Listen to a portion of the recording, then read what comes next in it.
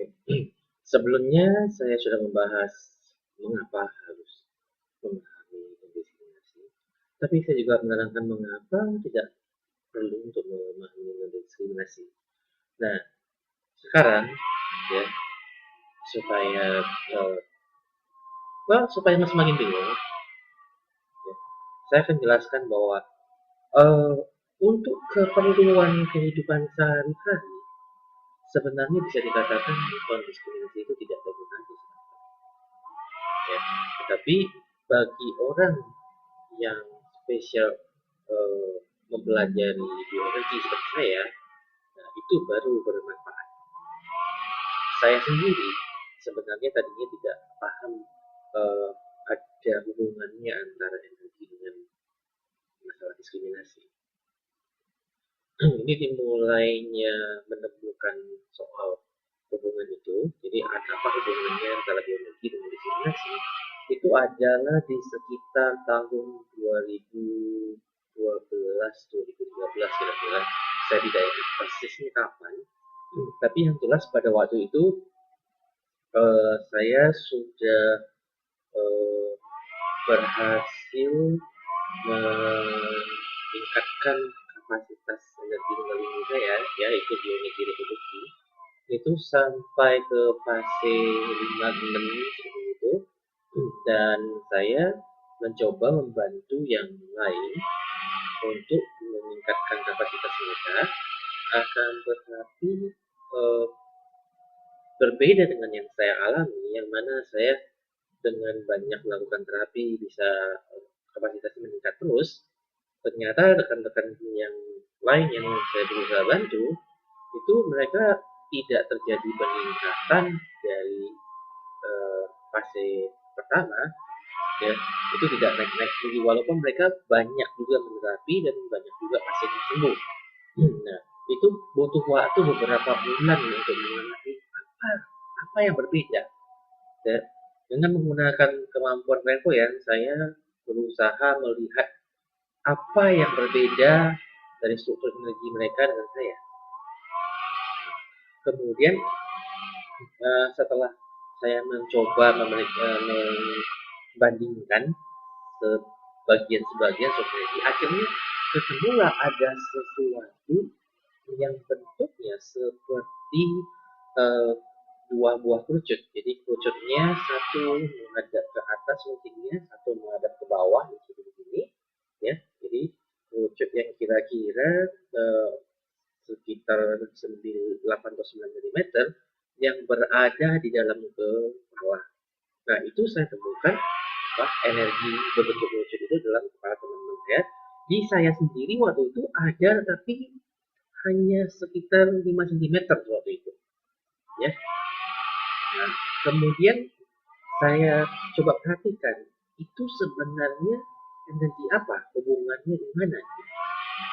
Lalu ternyata ketika saya merasa tidak senang terhadap sesuatu atau seseorang dan meremehkan hal itu atau orang itu, kemudian terjadilah energi itu meningkat menjadi lebih panjang gitu. Dan kemudian kalau saya sadar bahwa itu tidak benar, bahwa tidak seharusnya saya meremehkan, dan energi itu kembali menjadi lebih pendek. Nah dari situlah saya kemudian menganalisa, ya, dan mendapatkan kesimpulan bahwa energi yang berbentuk wujud itu berhubungan dengan diskriminasi. Dan sewaktu saya coba jelaskan kepada rekan-rekan saya tentang diskriminasi ini dan mereka mulai memahami dan mulai memendek, suatu itu pula mereka mulai energinya bisa naik walaupun tidak banyak tapi mulai naik. Dan ternyata bukan hanya sekedar kapasitasnya bisa meningkat, tetapi juga kemampuan mengendalikan energi itu berbeda. Jadi semakin pendek energi yang dibentuk oleh diskriminasi, jadi semakin berkurang diskriminasinya, itu akan semakin mudah mengendalikan bioenergi. Jadi sebagai contoh ya, kalau seorang yang kita katakan rata-rata orang dewasa di Indonesia itu energi diseminasi yang terbentuk itu sekitar 9 atau 10 cm. Nah, itu mereka kalau menggunakan bioenergi, misalnya mengalihkan energi kundalini yang dikenal dengan bioenergi reproduksi ya, itu misalnya mereka mau membentuk sesuatu yang bergulung-gulung, itu tidak bisa mereka lakukan.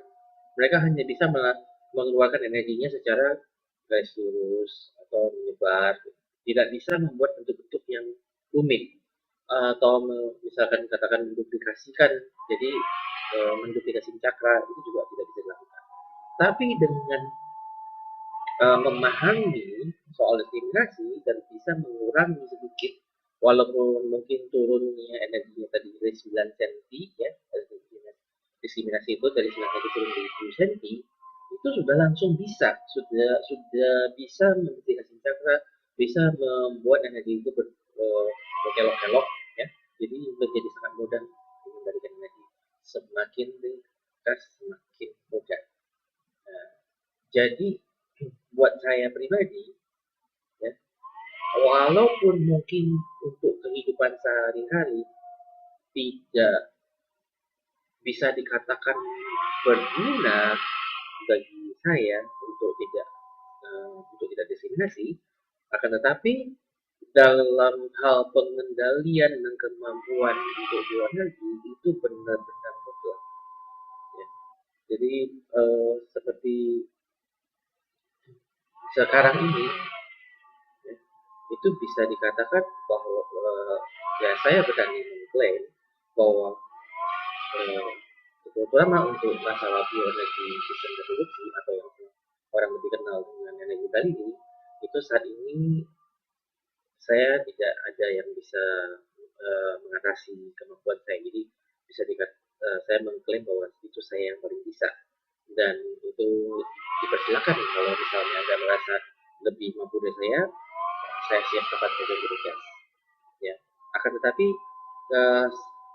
secara realitanya adalah jadi energi diskriminasi itu yang membendung, yang memblokir, yang menjadi atap, yang membuat kemampuan itu tidak bisa meningkat. Jadi selama ini ya, contoh seperti saya mengetahui bahwa bioenergi reproduksi atau dikatakan energi kundalini itu semuanya ada 32 fase yang saya tahu. Nah, mungkin saja ada lebih dari itu, tapi sejauh ini belum pernah melihat lebih dari 30 fase. Nah, sedangkan yang kalau kita mempelajari dari bahkan legenda-legenda mitos-mitos selama ini, mayoritas orang-orang bahkan tidak tahu bahwa ada fase-fase. Rata-rata mereka tuh hanya mengalami kurang lebih di fase 1 dan lewat sedikit, karena memang yang sebelum mengetahui soal diskriminasi memang rata-rata rekan-rekan saya stopnya di fase 1. Jadi bisa dipahami bahwa selama ini mungkin karena mereka tidak ada yang tahu, jadi dalam perjalanan ke sejarah manusia tidak pernah ada yang tahu urusan diskriminasi ya, bahwa diskriminasi itu menghambat perkembangan energi, jadi mereka tidak pernah mencapai lebih daripada itu. Nah, oke, jadi itulah alasan saya secara pribadi mengapa saya memilih untuk memahami dan soal diskriminasi dan mengurangi diskriminasi